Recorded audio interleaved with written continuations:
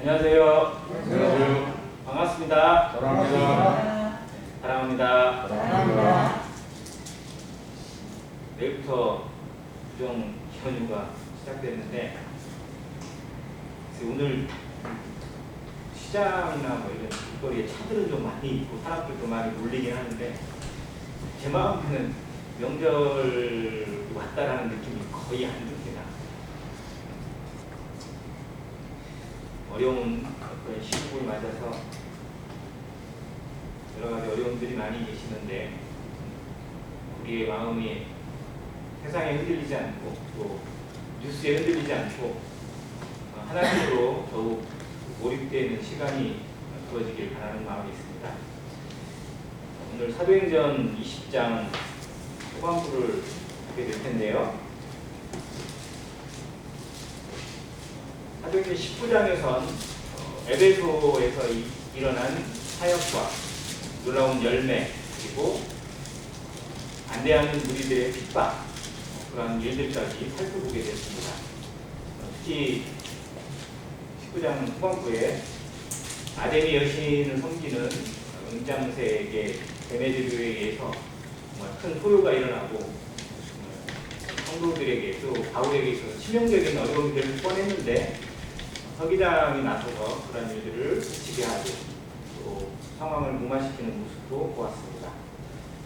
이제 20장에서는 에베소 사역을 마치고 그 다음 행선지를 쭉 돌면서 3차 전도 여행을 마무리하는 그런 과정이 나옵니다.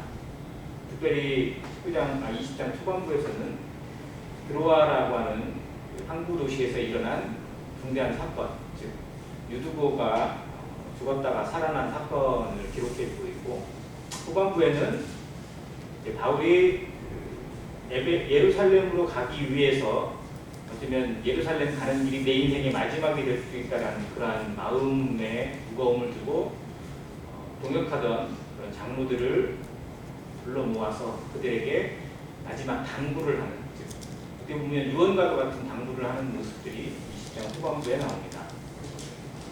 그런 포커스를 맞추어서 교제를 하고 공부를 해볼까 합니다. 오늘은 제목은 유두보의 죽음과 부활이라고 이렇게 잡아봤는데요. 20장 초반부에 있는 내용들을 조금씩 한번 보겠습니다. 먼저 1절입니다.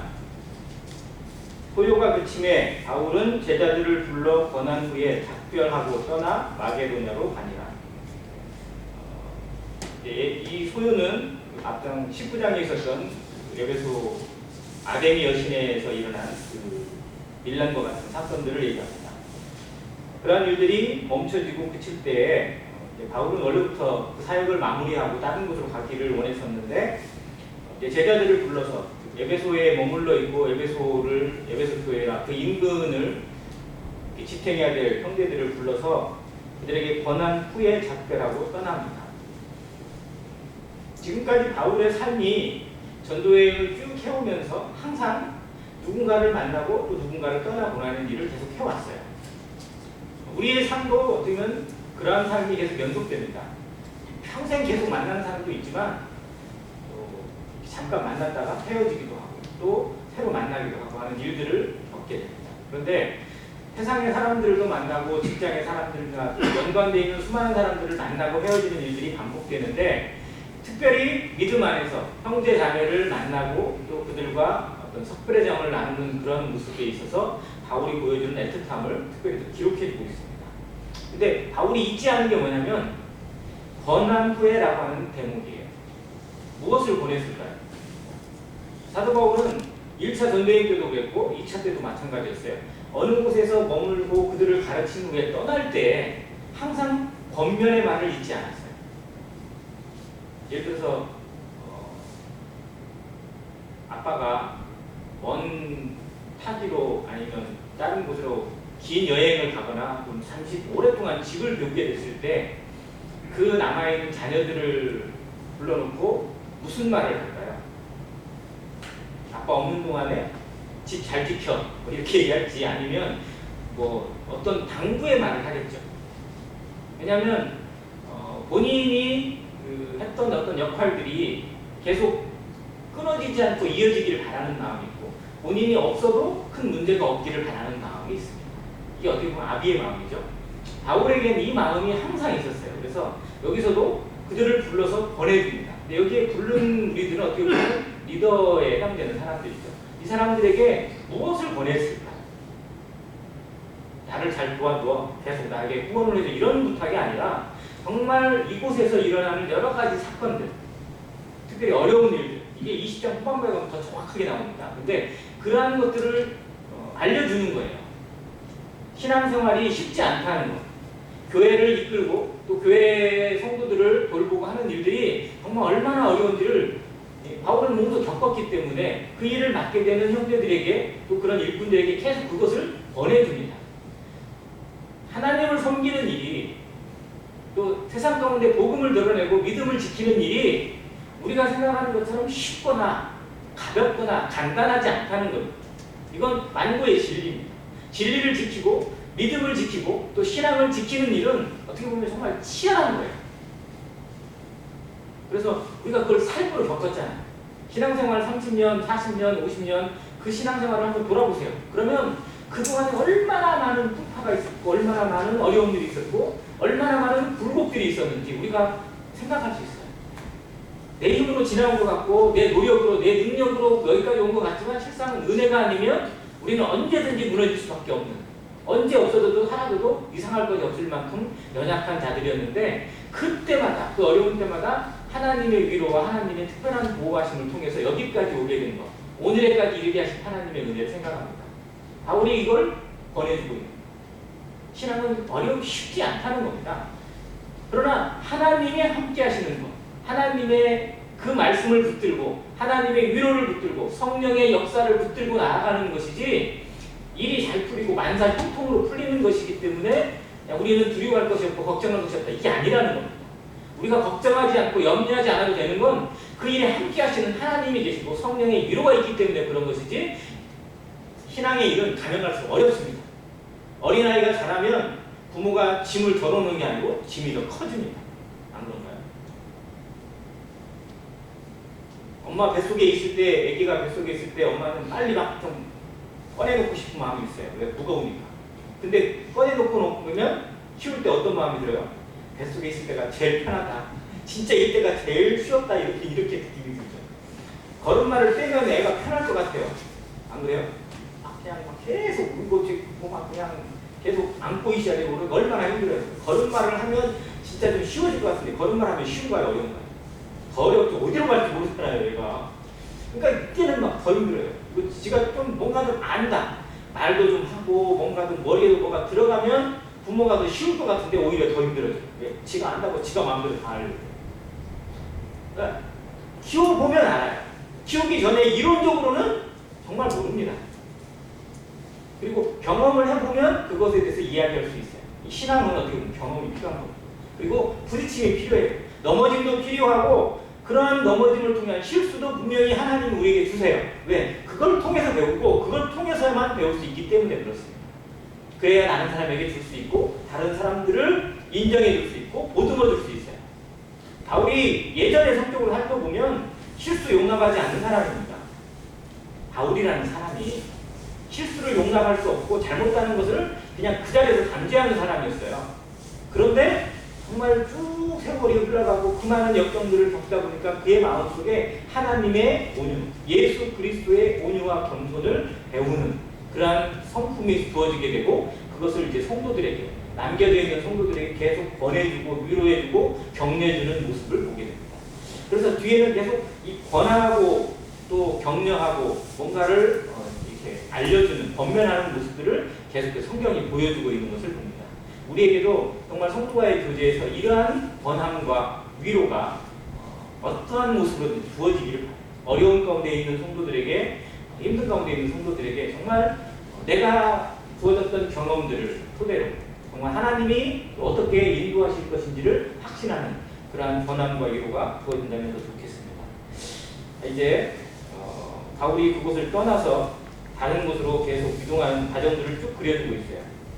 그런데 3절에 보니까 배 타고 수리아로 가고자 할 때 유대인들이 자기를 해하려고 공모함으로 마게도냐를 거쳐 돌아가기로 작정하였다. 작정합니다.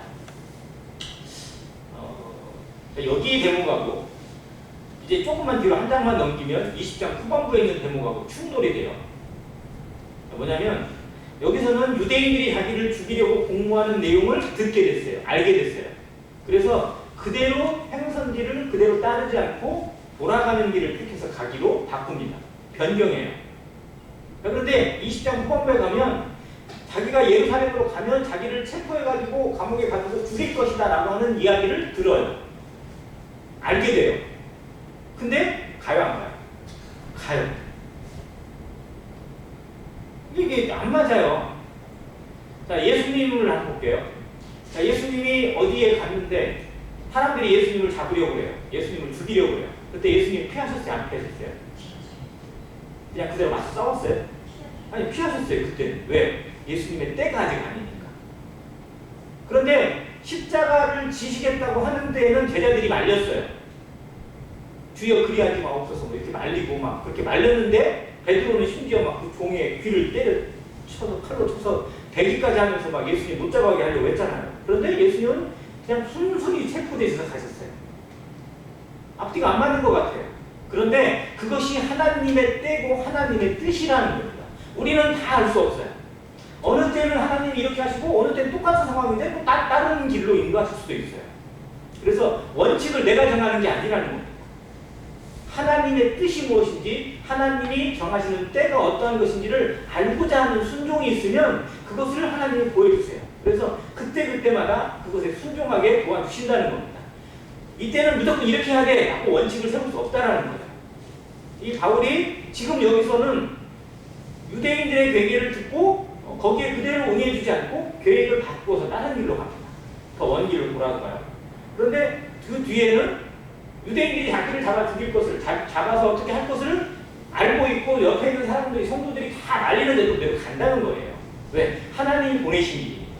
난 하나님 앞에 서원했고 하나님의 음성을 들었기 때문에 그냥 간다. 여기서 내가 죽더라도 그건 하나님의 뜻이다라고 작정하고 가는 겁니다. 그래서 우리 인생에 내가 원칙을 세우고 내가 원칙을 바꾸는 것이 아니라 하나님의 뜻이 무엇인지를 분별하는 것이 참 지혜다라는 것을 바울을 통해서 배울 수 있습니다. 그 다음 4절에 7명의 사람들이 나옵니다. 잘 아시는 분 있어요, 여기에. 베레아 사람 부로의 아들 소바더, 데살로니가 사람 아리스다고, 세군도, 더베 사람 가이오, 디모데, 아시아 사람 두기고와 드로비모. 여기서 제일 잘 아시는 누구죠? 디모데. 디모데는 우리가 좀 많이 들어봤어요. 나머지는 뭐 거의 그냥 처음 들어본 사람들이 많아요. 그렇지 않으세요? 저는 이 중에 두기고는 몇 번 들어봤고요. 아리스다고도 몇 번 들어봤어요. 근데 자세히는 모르겠어요. 이 사람들이 어떤 사람인지. 근데 여기에 뭐를 기록했냐면 어디 출신인지를 기록해 두고 있어요. 소바더 같은 경우는 베레아 사람이라고 되어 있어요. 자, 그러면 이 사람은 바울이 2차 전도여행 할 때 데살로니가를 들렀다가 거기서 베레아로 간 기록이 있습니다. 그러니까 그곳에서 구원받고 거기서부터 바울을 따라온 사람이라는 의미예요. 그러면 그는 바울을 통해서 복음을 듣고 구원받고 정말 그의 생애를 하나님의 복음을 위해서 동역하는 사람이라는 것을 우리가 짐작할 수 있습니다. 여기에 나온 7명이 성경에는 단 이름이 한 번밖에 안 나오고 두 번밖에 안 나오고 몇 번 안 나오니까 별건 아닌 것 같지만 하나님 앞에는 얼마나 귀한 이름인지 우리가 기억해야 합니다. 성경에 단 한 구절, 단 한 단어로 기록되어 있는 이름을 하나님이 얼마나 귀하게 여기시는지 우리가 계산할 수 없는 상급과 놀라운 면류관과 그리고 위대한 명성이 하늘에 빛날 것입니다. 이 땅에서는 알아주지 않을 수도 있어요. 이 땅에서는 무시될 수도 있어요. 그러나 하늘에서는 해처럼 빛날 것이고 하늘에서는 별과 같이 정말 아름답게 빛나는 이름이 되게 하실 겁니다. 우리가 정말 바라는 것이 이 땅에서 명함 좀 남기고 이 땅에서 명성 좀 세우고 사람들이 알아주는 이름도 명예가 됐는데 하물며 하나님이 알아주시는 이름, 하나님의 성경책에 기록되어 있고 생명책에 기록된 이름의 가치를 우리가 좀 자부심을 가져야 돼요. 알아야 돼요. 그것의 가치를 우리 마음속에 좀 깊이 새겨야 된다는 겁니다. 그 이름의 가치, 내 이름이 어디에 있다. 예를 들어서 어디 큰 건물을 지어요. 전주에서도 이렇게 큰 건물, 시청을 새로 지었다.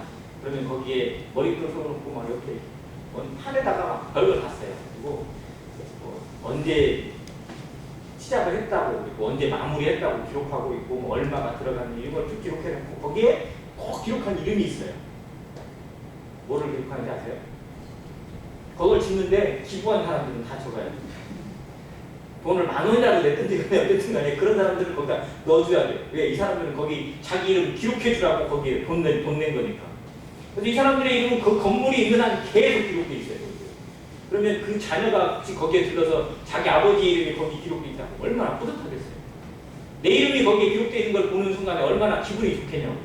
그런데 이 땅에서 있는 것에 대해서 사람이 기분이 좋아하는데 하늘의 영원한 이름으로 기록되는 것에 대해서는 왜 우리 마음 가운데 이 소망이 없는지, 이것에 대한 가치를 우리 마음 가운데 정말 누리고 기뻐하고 즐거워하고 그것에 붙들려서 살아가는 삶을 산다면 우리는 정말 흔들리지 않을 것입니다.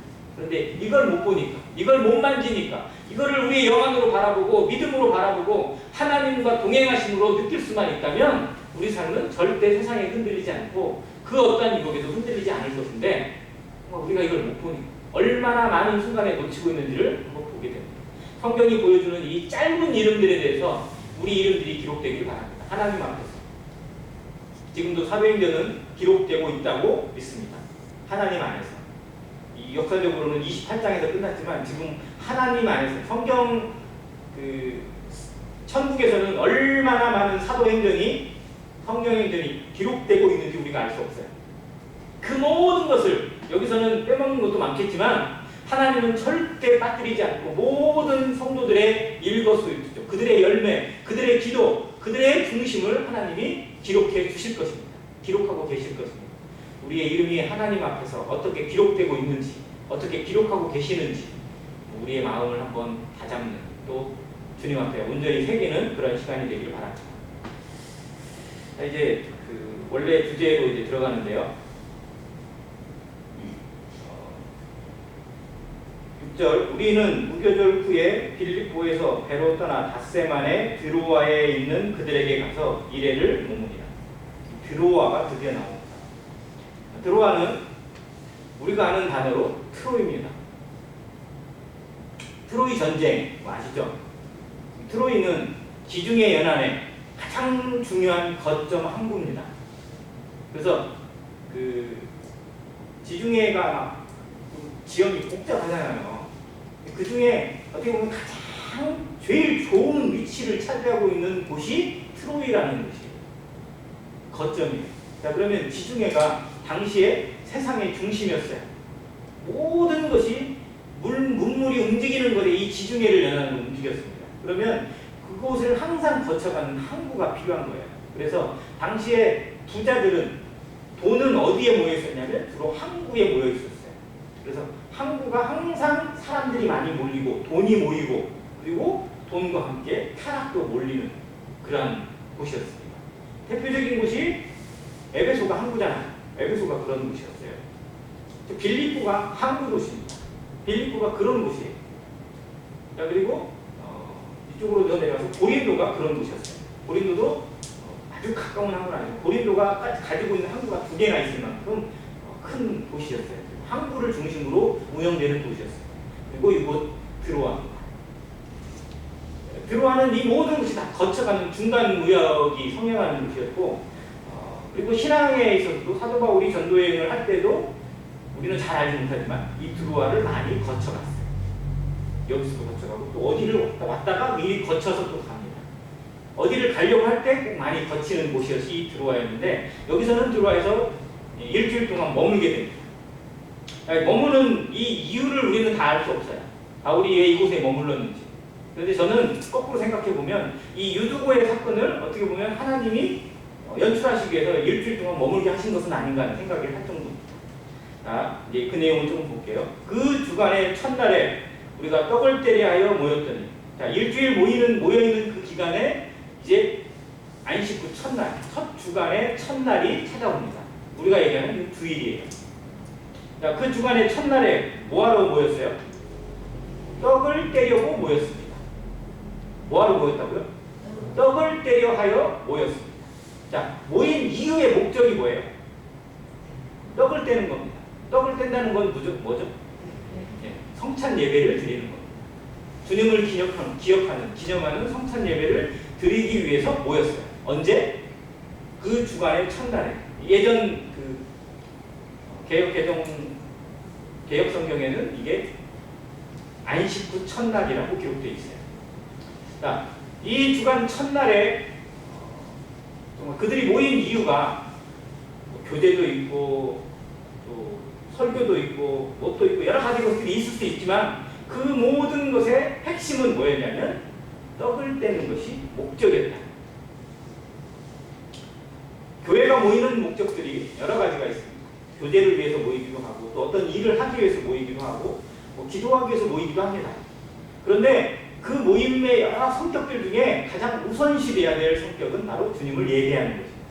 하나님을 기억하고 예수 그리스도의 구속과 십자가를 기억하고 부활을 통한 우리의 은혜를 기억하고 주님이 우리에게 주신 명령을 기억하고 그리고 그것을 기념하는 떡과 잔을 나누면서 내가 왜 여기에 존재하는지 주님이 나를 여기에 왜 부르셨는지 나를 통해서 무엇을 이루라고 하신 것인지 그것을 다시 마음에 새기고 잊지 않는 그리고 그 사명을 위해 살아가는 자세가 성도의 기본이라는 거예요.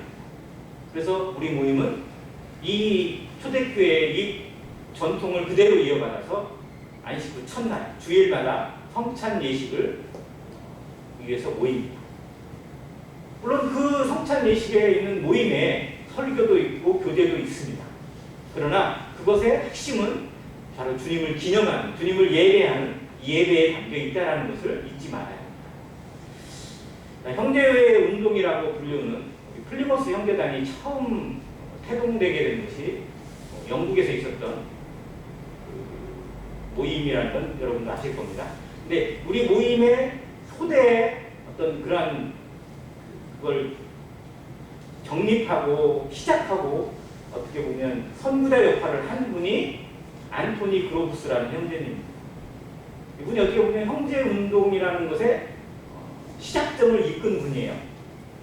물론 그 뒤에는 뭐 다비랄지 뭐 조지 밀러나 뭐 이런 분들이 더 이제 영성이 뛰어나서 어떤 것을 이끌었겠지만 처음의 시작은 이 안토니 그로브스에서 시작이 되었고 그의 매제와 함께 이루어졌었는데 이 그로브스가 형제운동이라는 것을 시작하기 전에 자기 친구하고 매제하고 뭐 같이 모이는 사람들끼리 모였을 때 성경을 공부하고 성경을 연구하는 성경 연구관이었어요. 근데 무엇을 의구심을 바르고 발표를 했냐면 성경을 보니까 이런데 우리 이렇게 모여야 되지 않을까라고 얘기했었어요. 그게 뭐였냐면 첫 번째는 성경을 보니까 따로 성직자가 주어지지 않았는데 성직자 계급이나 뭐 이런 것이 성경에 없고 단지 나와 있는 것은 감독, 즉 장로와 집사 이것만 나와 있는데 지금 우리 영국을 보니까 이게 막 중구난방에 엉망진창에 막 난리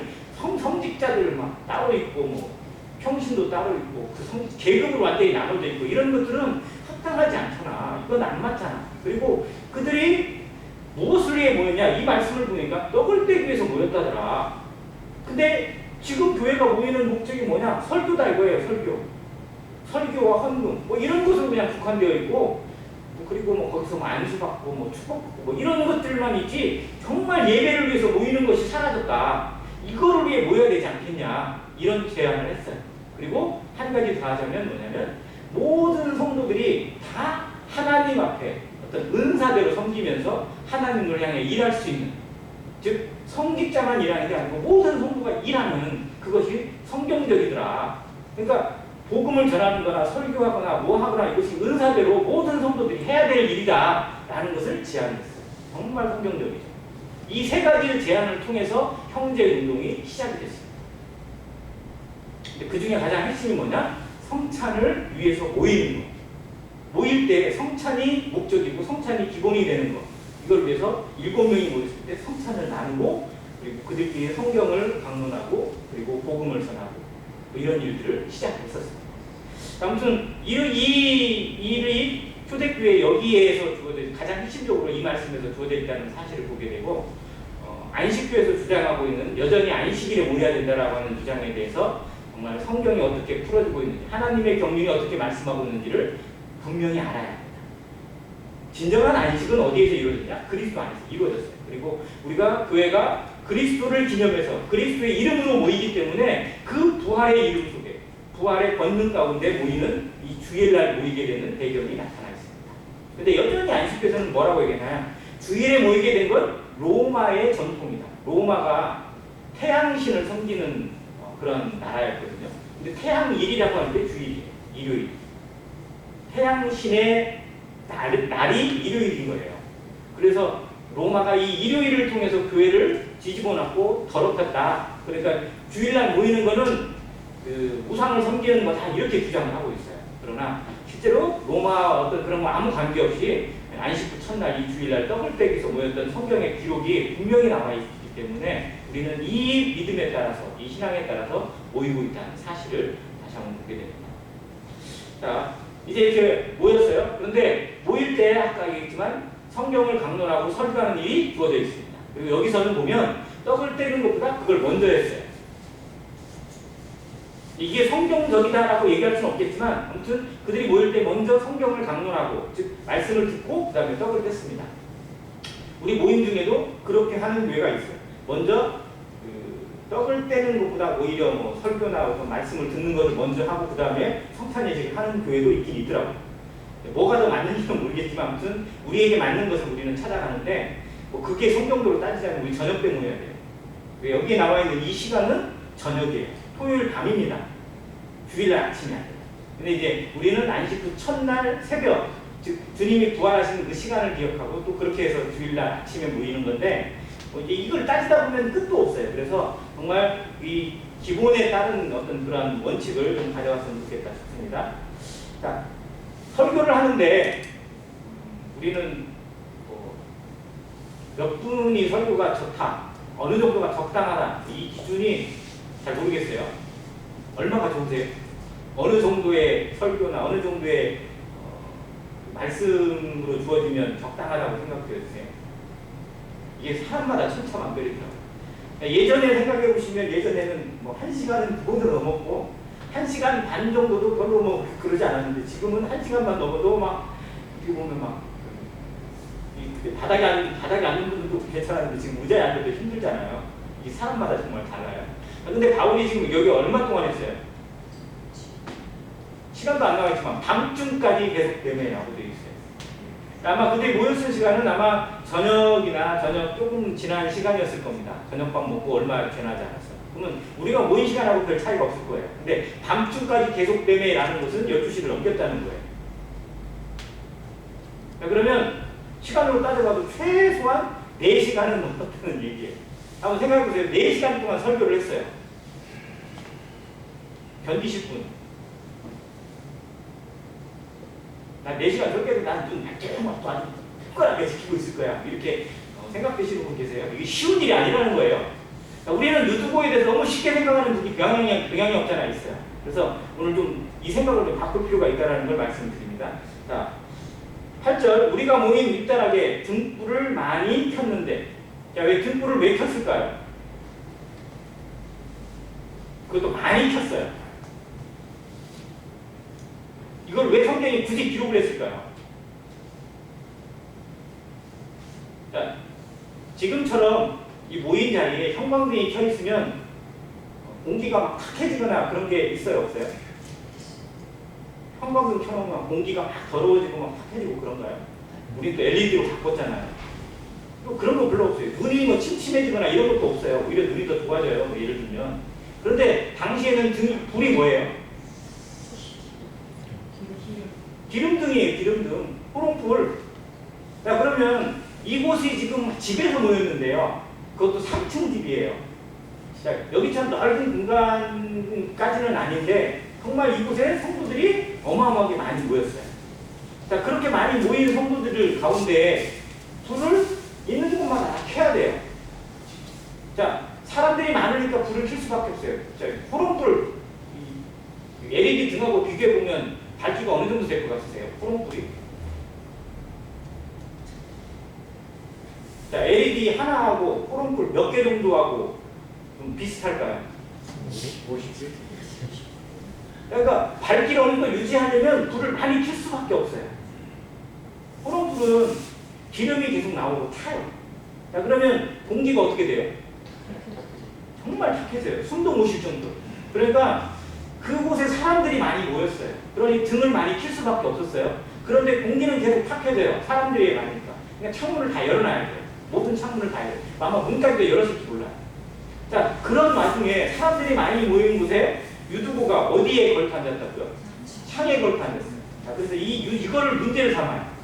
왜 쓸데없이 창문에 걸터 앉아가지고 밖에 구경하는 것도 아니고 말씀을 듣는 것도 아니고 애매한 태도로 그러고 있다가 결국 떨어져 죽었다라고 해서 유두고를 비난하고 나무라고 하는 그런 성경의 주석가들도 많습니다. 실제로 있어요.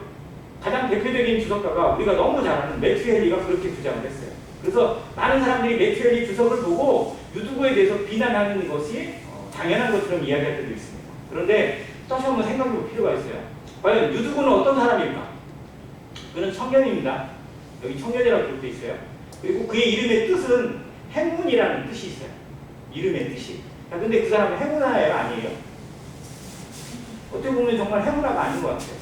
자, 유두고라는 이름, 우리가 이름을 굳이 강조할 필요는 없지만 당시에 있는 사람들은 이름을 가지고도 그의 신분을 알았어요. 즉, 귀족이 가질 수 있는 이름이 따로 있고 노예가 쓸 수 있는 이름이 따로 있었어요.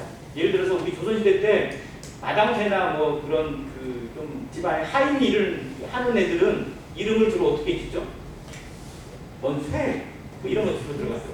돌쇠야, 뭐야, 심지어는 마당새야 이렇게 부르기도 하고, 또 뭐 물깊고 부엌대기 하고 이런 사람들의 이름에 좋은 이름 쓰던가요? 아니 얘들은 이름 아주 그냥 가벼운 이름을 써요. 마찬가지였어요. 이때 당시에도요. 유두고라는 이름은 노예에게 쓰는 이름이었어요.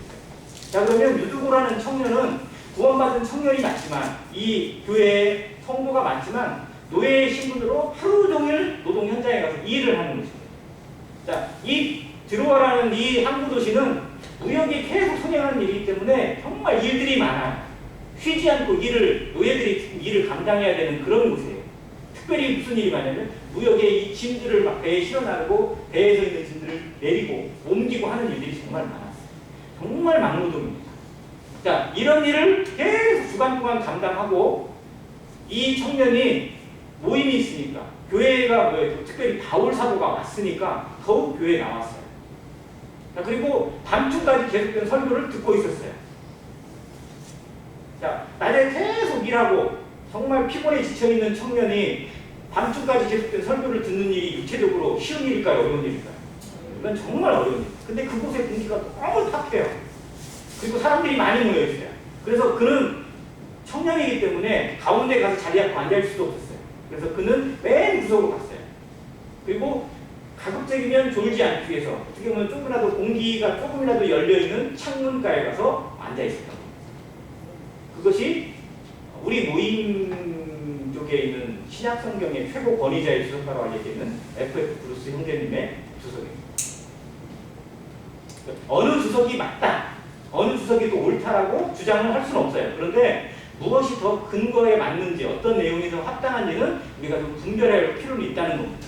물턱대고 유두고 왜 말씀 시간에 돌아, 왜 말씀 시간에 자, 이렇게 얘기할 게 아니라 정말 그 상황을 조금 더 연출하고 좀 더 이해하면 그의 상황을 조금 더 이해할 수 있어요. 그리고 성경이 이 유두고를 기록한 내용이 그가 졸다가 벌받아서 죽었다 이걸 기록해 주게 아니라 정말 하나님의 위로가 무엇인지를 보여주기 위해서 이 내용을 기록했다는 사실을 우리가 알아야 된다는 겁니다. 자, 그렇게 하다가 결국 그가 3층 창문에서 떨어져서, 떨어지면 안으로 떨어져야 되는데 어디서 어디로 떨어졌어요? 밖으로 떨어졌어요. 그래서 떨어져서 죽었습니다. 자, 10절 바울이 내려가서 그 위에 엎드려 그 몸을 안고 말하되 떠들지 말라 생명이 그에게 있다 하고. 자, 뒤에 다른 내용이 안 나와요. 자, 그리고 뒤에 뭐가 나오냐면 12절에 사람들이 살아난 청년을 데리고 와서 적지 않게 위로를 받았다 라는 걸로 마무리해요. 자, 이걸 근거로 유두고가 떨어졌는데 죽은 줄 알았는데 죽은 게 아니었나 봐. 기절하고 이렇게 했는데 다시 깨어났어. 이렇게 한 걸로 해석하는 주석가도 있어요. 이 사람은 성경을 정말 제대로 본 것이냐 안 보신지 모르겠습니다. 9절에 거의 죽었느니라 라고 기록되어 있어요. 죽었는지라 라고 기록되어 있어요. 죽었는지라. 자, 이 누가복음을 사도행전을 기록한 저수란 사람이 누구죠? 사도행전을 기록한 사람. 하나님이 기록하셨지만 이거를 쓴 사람이 누구죠? 누가입니다. 누가. 자, 누가의 직업이 뭐예요? 의사입니다. 의사. 자, 그러면 의사가 이 청년을 보고 죽었는지라라고 기록을 할 때 아주 거의 그냥 단순 죽어있는 상태를 보고 죽었는지라라고 썼겠어요? 의사의 직업상 아마 그는 제일 먼저 아마 달려가지 않았을까 싶습니다. 왜? 의사니까. 동역자고 복음을 전하는 사람이지만 실제로 자기가 의사의 일을 했기 때문에 아픈 사람, 사고 난 사람을 보고 아마 제일 먼저 가서 확인을 했을 거예요. 그런데 누가가 확인했을 때 이미 죽었어요. 그래서 성경에 기록되기를 죽었는지라고 기록되어 있어요. 이것에 대해서 의심을 갖는 것은 하나님의 말씀을 믿지 않겠다는 것밖에 되지 않습니다. 자, 그런데 바울은 또 다른 태도를 가지고 있어요. 바울이 내려가서 그 위에 뭐 하고 있어요? 엎드렸어요. 자, 이 모습이 그려지세요. 죽은 청년 정말 땅바닥에 졸다가 땅에 떨어져가지고 땅바닥에 머리를 부딪혔는지 어디로 부딪혔는지 모르지만 아무튼 죽었다면 아마 머리의 충격이, 그리고 일반적인 사람이 떨어져도 머리가 무겁을 때 머리가 먼저 떨어지잖아요. 졸던 사람이 떨어지면 더 말할 것도 없어요. 그러니까 머리에 아마 큰 충격을 받고 뇌진탕이나 이런 부분에서 아마 생명을 잃었을 겁니다. 자, 그런데 그 피투성이가 되어 있는 청년을 어떻게 했어요, 바울이? 내려가서 엎드려서 그 몸을 안았어요. 자, 이 모습에서 혹시 연상되어지는 부분이 있으세요? 성경에 이런 모습이 좀 나옵니다. 구약 성경에 보면 엘리야가 죽은 아이를 살릴 때도 그 위에 엎드려서 이렇게 쭉 있었어요. 엘리사도 마찬가지였어요.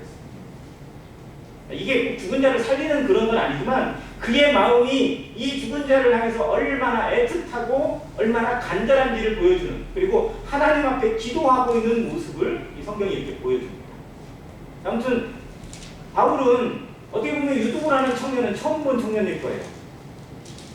한 번도 일면식이 없는 청년. 그런데 하나님의 말씀을 듣기 위해서 그 피곤한 몸을 이끌고 그 육체적인 노동 가운데 얼마나 몸이 피곤하고 정말 집에 가서 쉬고 싶은 마음이 얼마나 많았겠어요. 그런데도 불구하고 이곳에 나와서 말씀을 듣고 성도들과 함께 있기를 원하는, 그런데 그 육체의 어려움을 이기지 못해서 결국 이런 어려움까지 당했던 이 청년의 안타까움을 바울이 얼마나 간절한 마음으로 그 몸에 엎드려서 기도하고 있을지 여기서 볼 수 있습니다. 그리고 그 기도에 대한 것으로 하나님 앞에 응답을 받습니다. 이건 바울이 살린 거예요? 하나님이 살리신 거예요? 하나님이 살리신 거예요. 생명은 사람이 살릴 수 없어요. 하나님이 살리시는 겁니다. 죽은 자를 살리시는 능력, 죽은 자가 다시 일어나는 기적은 오직 하나님의 능력이지 사람이 할 수 있는 것은 아닙니다. 그런데 이걸 가지고 뭐 바울이 했느니 누가 했느니 이렇게 말할 필요는 없다는 거예요. 하나님이 살리신 생명인데 바울의 기도를 통해서, 바울의 마음, 사랑을 통해서 하나님이 역사하신 이 대목을 볼 수 있습니다.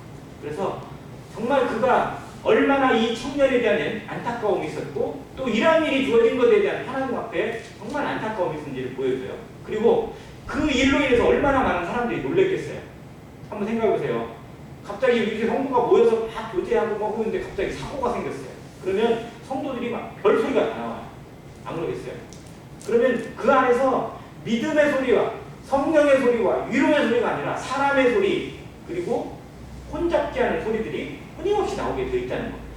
문제가 생기면 꼭 그런 소리들이 나오게 되어 있어요. 그래서 바울이 뭐라고 얘기해요? 떠들지 말라고 얘기해요. 하나님의 뜻을 제대로 알기도 전에 함부로 자기의 말을, 자기의 입을 열어서 말하는 것은 합당한 태도가 아니라는 것을 여기서 지적하고 있어요. 우리도 정말 이런 일에 대해서 경계를 삼아야 됩니다. 함부로 말하는 태도가 얼마나 하나님 앞에 그리고 교회 앞에 무서운 것인지 알아야 합니다. 그건 떠드는 것밖에 아니에요. 하나님의 뜻이 무엇인지를 알고자 하는 기도가 먼저 나와야지 이런네 저런네 어쨌네 그러니까 내가 그럴 줄 알았네 이런 얘기를 한다는 것 자체는 하나님을 무시하는 거고, 그리고 하나님의 교회를 어지럽히겠다는, 쓴뿌리가 되겠다는 것밖에 되지 않습니다. 그래서 바울은 이걸 경계했어요. 예수님도 마찬가지입니다. 예수님이 이 백부장, 아니 회당장 야이로의 딸을 구하러 갔을 때 야이로의 딸이 죽었었잖아요. 근데 예수님이 저가 잔다고 얘기했을 때 막 사람들이 얼마나 떠들었어요. 조롱하면서. 그러자 예수님이 그 사람들 다 쫓아냈어요. 다 나가게 했어요. 조용히 시켰어요. 그리고 나서 그 딸에게, 그 소녀에게 달리 다 품으셨습니다. 하나님의 일에 방해되는 것은 진짜 사람의 소리입니다. 우리가 하나님의 일에 동역하기를 정말 기도한다면 내 소리를 함부로 내지 말아야 합니다. 내 입을 여는 것이 정말 하나님 앞에 합당한지 먼저 한번 스스로를 살피고 중심을 살핀 후에 우리의 말이 나타나기를 기도해야 합니다. 일에 오히려 방해가 될 수도 있고 일을 오히려 어그러지게 만들 수도 있는 그것이 사람의 말에 있고, 그리고 그래서 바울이 디모데에게 알려주는, 즉 목회서 신대에 알려주는 대부분의 내용 중에 경계하는 게 뭐냐, 이 괴악한 말들, 어리석은 변론, 무식한 변론들을 경계하고 못하게 하라고 했어요.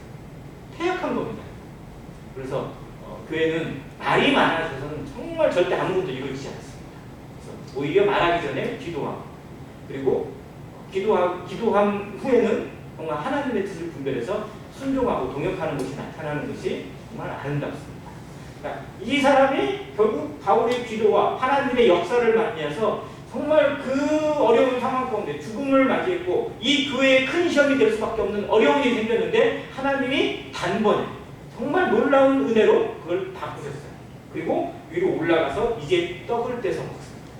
죽은 자가 일어난 그 기적을 맛보고 예수 그리스도의 부활의 어떻게 보면 또 하나의 증표잖아요. 부활한 사람을 직접 목격하면서 그리스도의 능력으로, 하나님의 능력으로, 하나님의 생명력으로 다시 살아난 이 청년의 아름다운 증인이 된 거예요. 이 교회에 얼마나 큰 복이 되었겠어요. 얼마나 큰 위로가 되었겠어요. 하나님이 함께 하시니까 정말 죽은 자도 다시 살아나는 것을 우리가 경험합니다. 그 전에 예수님이 살아난 것에 대해서 베드로가 누군가를 살린 것에 대해서 듣기만 했는데 직접 눈으로 목격했습니다. 직접 확인했습니다. 그러니 그들의 믿음 가운데, 그들의 신앙 가운데 얼마나 굳건한 게 생겨났겠어요. 이 하룻밤의 교제가 그들의 삶에 정말 모든 것을 이기게 하고 또 하나님만 바라보게 하는 굳건한 신앙을 얻게 하는 계기가 돼요. 그래서 12절에 성경이 뭐라고 얘기해요? 사람들이 살아난 청년을 데리고 와서 적지 않게 뭘 받았다고요? 위로를 받았다. 이게 중요합니다. 여기가. 그러니까 그가 살아난 것이 정말 하나님 앞에 아름다운 것인지 합당한 것인지가 뭐에 나오냐면 열매로 나타나요. 그래서 위로가 되고 그리고 격려가 되고 정말 하나님 앞에 복이 되고 복음의 능력이 되는 것, 이것이 부활로 증명이 되어졌습니다. 이런 삶, 우리의 살아있음이, 우리의 존재가 하나님 앞에 위로가 되고 성도에게 위로가 되고 격려가 되기를 기도해야 합니다.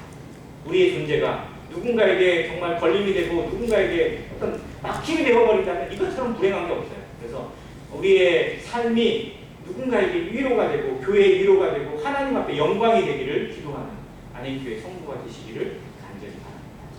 감사합니다.